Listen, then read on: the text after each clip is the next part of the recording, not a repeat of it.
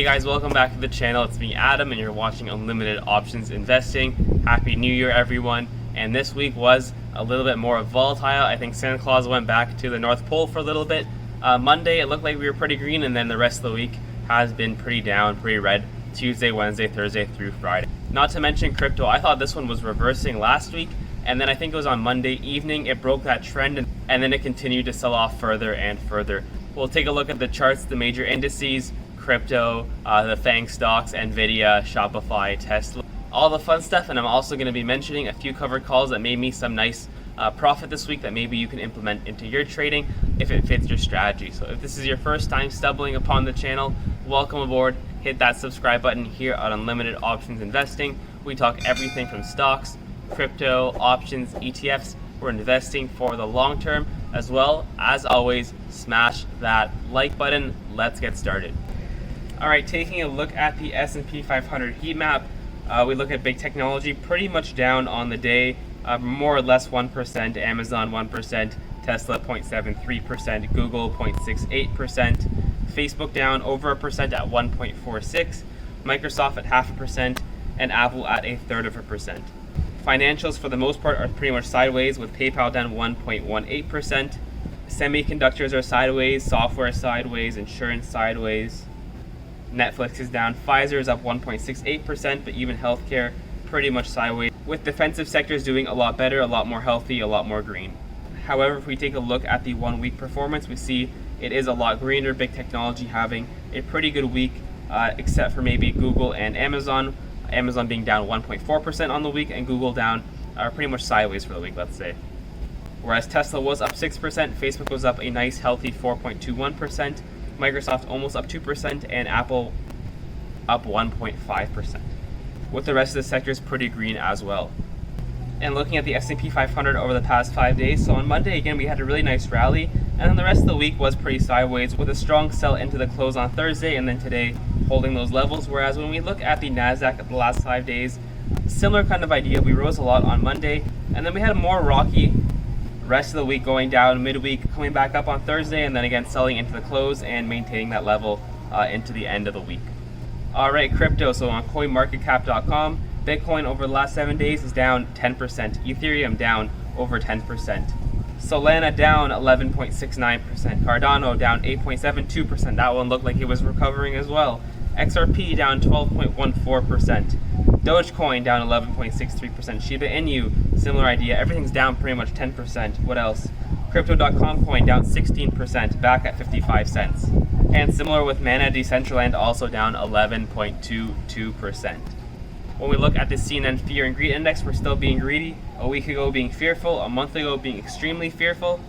So the overall sentiment is still pretty bullish going into the new year.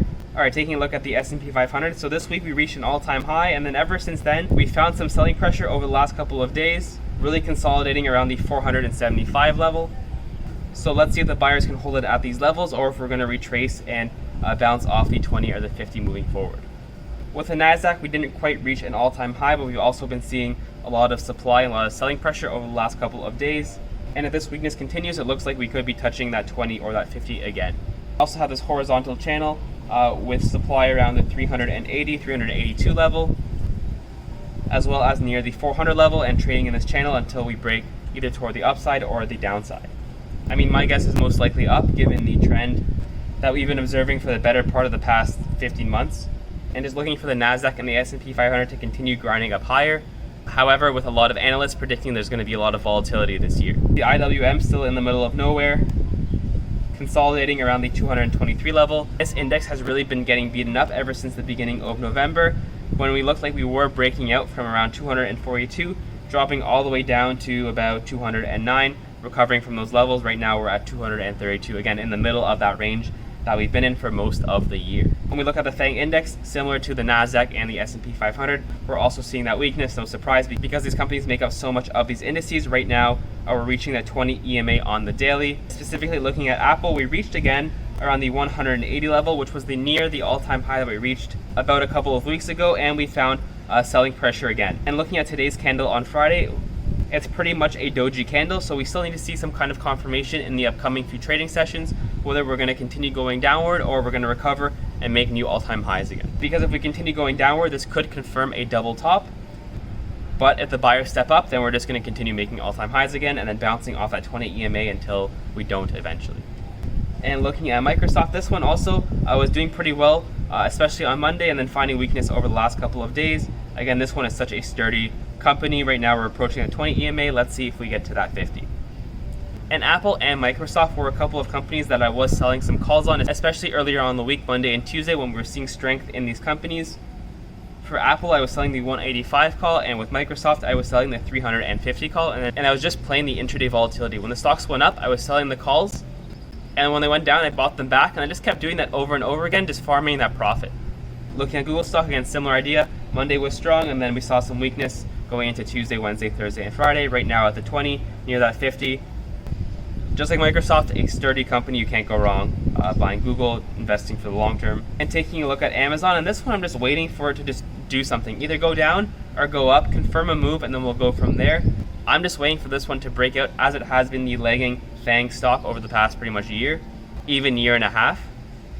And Meta Platforms is looking pretty interesting because we gapped up again on Monday. We found that supply around 350, and right now at the 20 and the 50 acting as support line, and I also know the 200 simple moving day average is right there as well.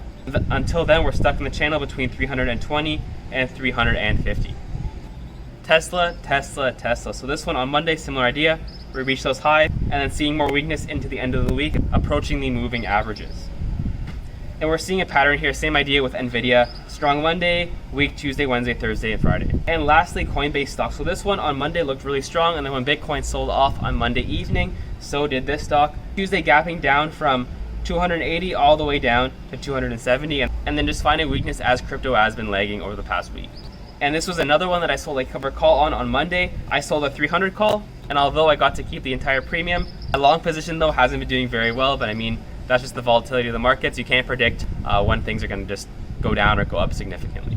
This week when I was trading those covered calls, I was just trading whatever the market was giving to me. However, as the market goes down, that's why I'm investing into my long-term positions. All right, and taking a look at Bitcoin. So this was last week, and it looked like we were grinding up higher, and then this big red candle sliced through that potential uptrend, dropping from 51,000 all the way to where we are now at about 46,000. We also have this downtrend ever since the middle of November, as well as this uptrend ever since the end of July that are about to clash. So let's see if it compresses and which direction it ends up going in. Ethereum also sideways. We saw that big drop on Monday, and then just we're trading sideways ever since. We're below the moving averages. Nothing much to say here until we continue seeing where it ends up going. Cardano. This one looked like it was finally going to be recovering, and then bounced perfectly off that 50 exponential. Looking at XRP, similar idea. We crossed through that 50 EMA and then found a lot of supply around 110, that's for sure. Solana had a really strong last couple of weeks and then falling off again with the rest of crypto. And lastly, Decentraland. Similar to Solana, it was really going up aggressively and then sold off like the rest of the market. All right, and that's the end of my video. Thank you very much for watching. As always, I'm interested to hear from you guys.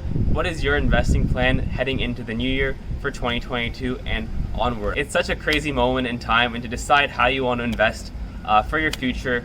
I'm interested to hear what you guys have to say, so let me know in the comments below. As always, smash that like button, subscribe if you're new to the channel, and I will see you in tomorrow's video.